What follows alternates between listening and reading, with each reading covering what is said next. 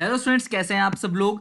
हम लोग पढ़ रहे थे 11th के वो सारे बेसिक्स जिनकी जरूरत पड़ेगी डैम श्योर 12th के अंदर। ओके, तो उम्मीद है आप लोगों ने पार्ट 1, पार्ट 2, पार्ट 3 पूरा का पूरा देख लिया होगा। और मैंने कहा था सिर्फ 5 पार्ट होंगे, यानी कि 5 पार्ट 15-15 20-20 मिनट के। और 5 के 5 सॉरी मतलब 5 के 5 पार्ट अगर आप देख लोगे तो आपका पूरा का पूरा 11th का बेस स्ट्रांग हो जाएगा। और 12th में अगर आपने एंट्री की है तो आपको पूरे 12th में कहीं प्रॉब्लम नहीं आएगी।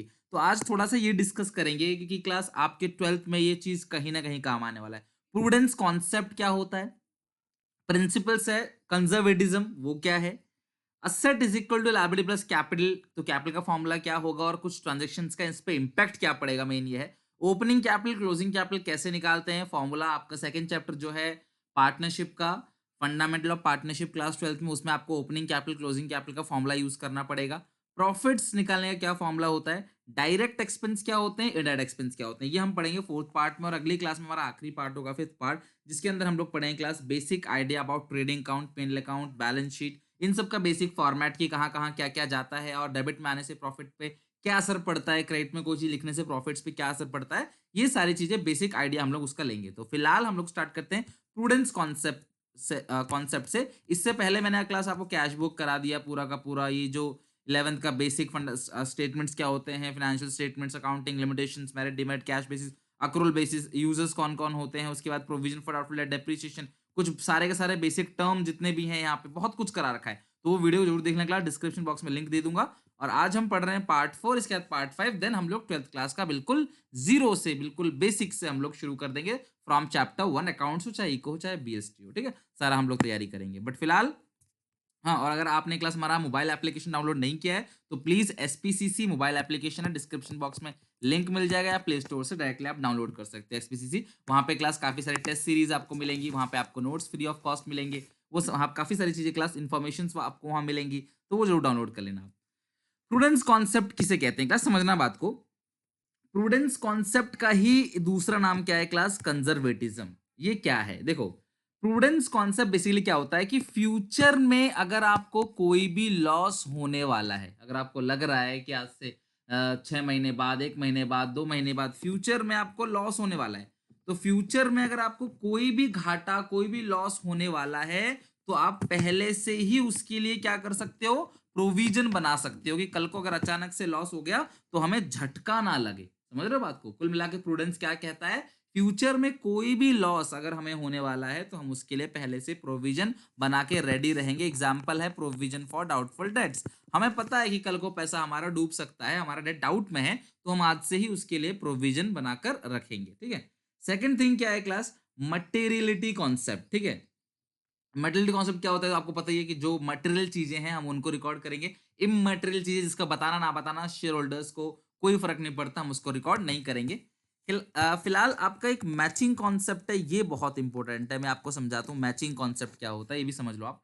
मैचिंग कॉन्सेप्ट कहता है कि आप अगर रेवेन्यू 1 साल के ले रहे हो तो आप खर्चा भी 1 साल का लो, तो जो पीरियड है रेवेन्यू का और एक्सपेंस का वो मैच होना चाहिए। एग्जाम्पल, अगर मैं कमाई 12 महीने की ले रहा हूं तो मैं खर्चा 10 महीने का नहीं लूंगा, मुझे खर्चे भी 12 महीने के ही लेने पड़ेंगे। एग्जाम्पल, मैंने कमाई 12 महीने में कमाया है 1.5 लाख, और मान लो मेरा हर महीने का जो रेंट है, जो सेल्स आ रही है मेरी, वो 1.5 लाख की है, और रेंट जो है वो 10,000 हर महीने का है, तो मैंने अभी 10 महीने का ही रेंट भरा है, दैट इज 1 लाख।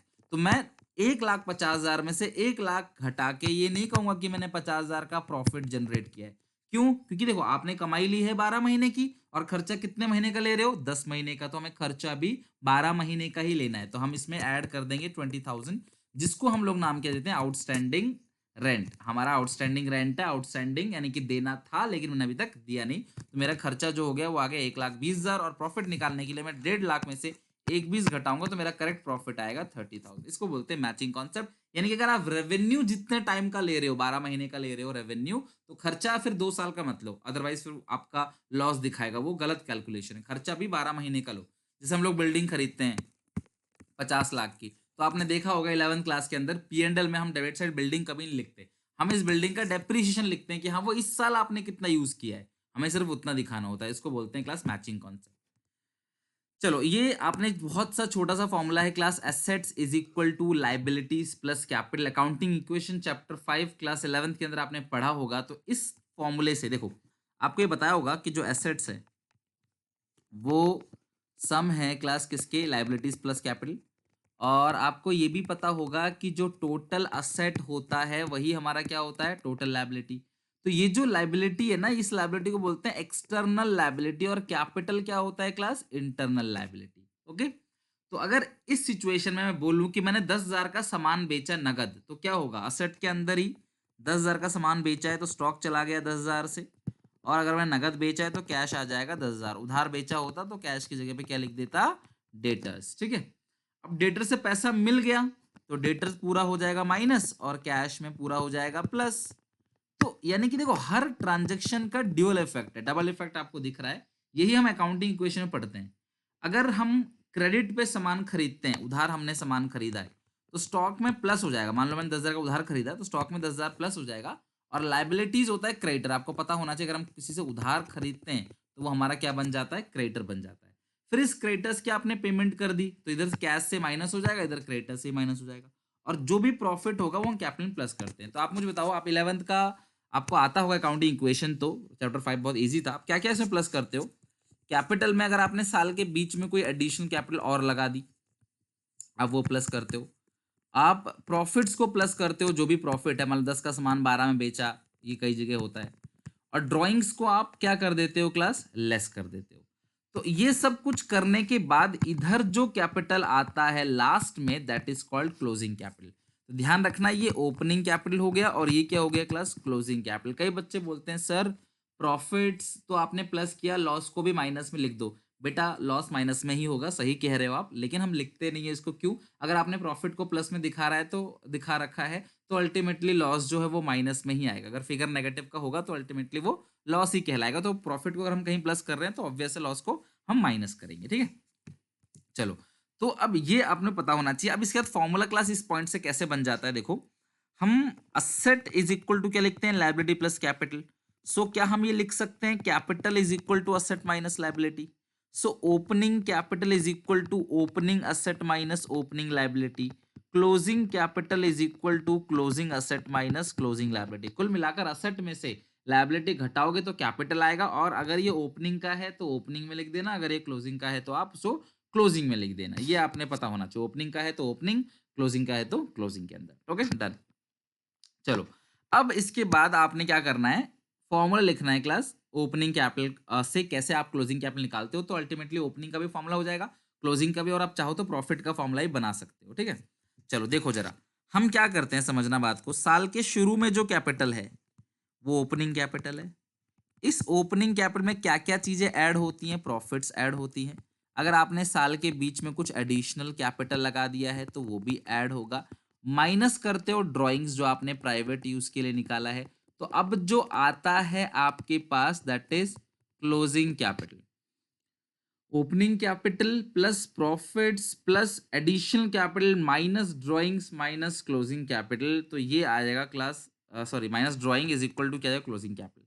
तो अगर आपको क्लोजिंग कैपिटल निकालना हो तो आप क्या करोगे, ओपनिंग कैपिटल में प्रॉफिट ऐड करोगे, एडिशनल कैपिटल ऐड करोगे, ड्राइंग को माइनस करोगे, आ जाएगा आपके पास क्लोजिंग कैपिटल। लेकिन अगर आपको ओपनिंग कैपिटल निकालना हो, देन फॉर्मूला विल बी, बोलो मेरे साथ साथ, ओपनिंग कैपिटल अगर आपको निकालना है तो फॉर्मूला क्या होगा, बोलो, closing capital minus opening capital plus profits minus additional capital plus drawings. कुल मिलाकर आप फॉर्मूला देखो तो हमने क्या किया है, क्लोजिंग कैपिटल में से ओपनिंग कैपिटल घटा दिया, एडिशनल कैपिटल घटा दिया। ठीक है, और आपने ड्राइंग को ऐड कर दिया, प्रॉफिट को ऐड कर दिया। यानी देखो जो इधर से आपने उधर भेजा, क्लोजिंग कैपिटल में से minus opening capital minus profit और माइनस, अच्छा ये प्लस है ना, सॉरी ये माइनस प्रॉफिट होगा, माइनस प्रॉफिट और यहाँ पे माइनस एडिशनल कैपिटल। ये तीनों चीजें प्लस का था, ये तीनों चीजें क्या हो गया, माइनस का। और एक ही चीज प्लस, बस आपको प्लस करना है, दैट इज ड्राइंग्स। तो ये आ जाएगा आपके पास क्या, ओपनिंग कैपिटल। ओके, तो इस तरीके से क्लास आपने ओपनिंग कैपिटल को निकाल लिया। कोई दिक्कत, कोई परेशानी बताओ। अच्छा ये ओपनिंग कैपिटल हट जाएगा ना यहाँ से, ठीक है, ओपनिंग तो यही रहेगी ना क्लास, ये प्रॉफिट जाएगा और एडिशन कैपिटल जाएगा, तो प्रॉफिट माइनस होगा, एडिशन कैपिटल माइनस होगा और प्लस होगा ड्राइंग्स। तो ये आ गया क्लास आपके पास ओपनिंग कैपिटल का फॉर्मूला। कुल मिलाकर आपको ये दोनों में से कुछ भी याद नहीं करना, बस आपको इतना ध्यान रखना है कि हमने अकाउंटिंग इक्वेशन में पढ़ा था क्लास 11th में कि ओपनिंग कैपिटल है उसमें प्रॉफिट ऐड करते थे और उसमें एडिशन साल के बीच में जो कैपिटल लगा वो ऐड करते थे, माइनस करते थे ड्राइंग्स को, बस हमारा आता था क्लोजिंग कैपिटल। बस इसी से बन गया फॉर्मूला। अब बच्चे बोलते हैं सर इंटरेस्ट ऑन कैपिटल, बेटा अगर कैपिटल प्लस है तो आईओसी भी प्लस होगा, ड्राइंग लेस है तो आईओडी भी लेस होगा, सीधी सी बात है। तो ये ओपनिंग कैपिटल और क्लोजिंग कैपिटल का फॉर्मूला इस तरीके से आपने बना लिया। अब किसी बच्चे को अगर प्रॉफिट का फॉर्मूला बनाना हो तो ये बहुत ही ज्यादा सिंपल है। प्रॉफिट्स को क्लास यहाँ रहने दो, बाकी सबको उधर भेज दो। Like closing capital minus opening capital minus additional capital plus drawings, तो आगे आपके पास प्रॉफिट। प्रॉफिट कहीं छोड़ दो, इन तीनों को वहां भेज दो आप। ये दोनों प्लस का है माइनस में हो जाएगा, ये माइनस का है ये प्लस में हो जाएगा, आ गया प्रॉफिट। तो opening capital closing capital profits आपको ये पता होना चाहिए, ये आपके बेसिक चीजें, ये आपको जरूर पता होना चाहिए। ओके, अब इसके बाद हमारा लास्ट टॉपिक आज का, डायरेक्ट एक्सपेंस और इनडायरेक्ट एक्सपेंस किसे कहते हैं। ध्यान समझना क्लास, डायरेक्ट एक्सपेंस कौन से होते हैं, कौन कौन से होते हैं, और इनडायरेक्ट एक्सपेंस कौन कौन से होते हैं। सुनो मेरी बात, जो डायरेक्टली प्रोडक्शन से रिलेटेड है वो डायरेक्ट एक्सपेंस है, सेल करने के लिए जो खर्चा किया जाता है वो इनडायरेक्ट एक्सपेंस है। थोड़ा सा मैं समझाता हूं आपको। अगर आपको क्लास 11th का ट्रेडिंग और पी&एल अकाउंट याद होगा तो आपने देखा होगा कि ट्रेडिंग अकाउंट में जितनी भी चीजें डेबिट साइड आती हैं, बताओ बताओ क्या क्या आता है। लाइक परचेजेस है, और उसके बाद कैरेज इनवर्ड है, फ्रेट इनवर्ड है। कैरेज इनवर्ड समझते हो ना क्लास, जब मैं सामान मंगाता हूं अपना, मेरी दुकान में सामान आएगा तभी तो बिकेगा ना, तो सामान मंगाने के जो किराया भाड़ा मैंने दिया है that is carriage on purchase, या आप कह सकते हो कैरेज इनवर्ड। तो वो सारा डायरेक्ट एक्सपेंस है। पावर फ्यूल है, फैक्ट्री का जो भी खर्चा है, वेजेस हम दे रहे हैं एम्प्लॉयज को या वर्कर को, तो ये सारा खर्चा क्या है क्लास, आपका डायरेक्ट एक्सपेंस है। जो पी&एल अकाउंट में आपने देखा था खर्चा, जो पी&एल अकाउंट में खर्चा देखा, मैं आपको लिख देता हूँ। लाइक आप किसी दुकान में गए आप समोसा खाने के लिए, तो समोसा बनाने का जो खर्चा है वो डायरेक्ट एक्सपेंस है। आलू ला रहा है, वो मैदा लेके आ रहा है, तेल ला रहा है, डायरेक्ट एक्सपेंस है। लेकिन उसने आपके लिए कुर्सी बिछा रखी है आपके लिए किराए पे लाके, बिजली का बिल वो भर रहा है, चटनी दे रहा है आपको, पानी दे रहा है आपको, पंखा दे रहा है, तो एसी दे रहा है क्लास, तो ये सारी चीजें क्या है, इनडायरेक्ट एक्सपेंस है। तो सामान बनाने का बेसिकली जो खर्चा है प्रोडक्शन का वो डायरेक्ट एक्सपेंस है। और बाकी रेस्ट लाइक वेजेस, दो चार एग्जांपल लिख लेते हैं। वेजेस, कैरेज इनवर्ड, ठीक है, फैक्ट्री एक्सपेंसेस, मशीन चलती है तो पावर फ्यूल लगता है, पावर फ्यूल, ये सब आपका डायरेक्ट एक्सपेंस है। और इनडायरेक्ट एक्सपेंस तो आपको पता है, सैलरी जो ऑफिस में देते हैं क्लास, इसके अलावा इंटरेस्ट है, इसके अलावा रेंट है, इसके अलावा टेलीफोन बिल है, उसके अलावा इलेक्ट्रिसिटी बिल है, ऑडिट फीस है, स्टेशनरी है। तो ये बहुत सारे खर्चे हैं क्लास जो इनडायरेक्ट एक्सपेंस है। तो आपको ये जरूर पता होना चाहिए कि कैरेज इनवर्ड डायरेक्ट है, और ये तो 11th में टीचर हाईलाइट कर देते हैं, और कैरेज आउटवर्ड इनडायरेक्ट है ना। आउटवर्ड क्या होता है सर, जो अब मान लो मैंने फ्रिज मंगाया था, रेफ्रिजरेटर मेरी दुकान में मेरे शोरूम में आ गया, मुझे 5,000 रुपए किराया देना पड़ा, बहुत सारे फ्रिज थे, तो ये आपका डायरेक्ट एक्सपेंस है। लेकिन अब मुझे ग्राहक के घर पहुंचाना, ग्राहक कहता है यार मैं तुमसे सामान खरीदता हूँ तो तुम मेरे घर तो पहुंचा दो कम से कम, तो आपने उसके घर पहुंचा दिया, तो उसके घर पहुंचाने में खर्चा है मान लो 200 रुपए खर्चा आ गया, तो ये 200 रुपए कैसा खर्चा है class, carriage outward, carriage on sales, that is indirect expense. उसी तरीके से वेजेस फैक्ट्री में वर्करों को मिलता है तो डायरेक्ट एक्सपेंस है, सैलरीज मिलता है ऑफिस में जो एम्प्लॉयज होते हैं, तो ये खर्चा क्या है, इनडायरेक्ट एक्सपेंस। इसके अलावा एडवर्टाइजमेंट एक्सपेंस भी इनडायरेक्ट है, और बहुत सारे इसके ऊपर ऊपर तो बहुत डिबेट है। बस आपको पता होना चाहिए कौन कौन से डायरेक्ट है, कौन कौन से इनडायरेक्ट। जो ट्रेडिंग में आते हैं वो डायरेक्ट, और जो पी&एल में आते हैं डेबिट साइड वो क्या होता है क्लास, आपका इनडायरेक्ट। तो आई होप आपको ये सारी चीज समझ आई होगी अच्छे से, बेसिक आपका स्ट्रॉन्ग कर रहा हूँ। आज तो इतना ही खत्म हो गया, अगली क्लास में ट्रेडिंग, पी&एल अकाउंट और बैलेंस शीट, इन सब के बेसिक फॉर्मेट्स को समझेंगे और बेसिकली देखेंगे कि किधर किधर क्लास क्या क्या चीजें जाती हैं, उसका इंपैक्ट क्या पड़ता है हमारे क्वेश्चंस पे, और 12th में कहाँ काम आएगा। तो वीडियो को लाइक कर देना क्लास, चैनल को सब्सक्राइब करके बेल आइकन दबा देना। अगर आप क्लास 12th में आगे हो तो आपका वेलकम है, और आप इस वीडियो को क्लास अपने सारे दोस्तों में शेयर भी कर सकते हो, और हमारा जो मोबाइल एप्लीकेशन है उसे डाउनलोड भी कर सकते हो। तब तक के लिए class take care, bye bye. कल हम इसे फिनिश करेंगे, देन 12th स्टार्ट कर देंगे। Okay, take care.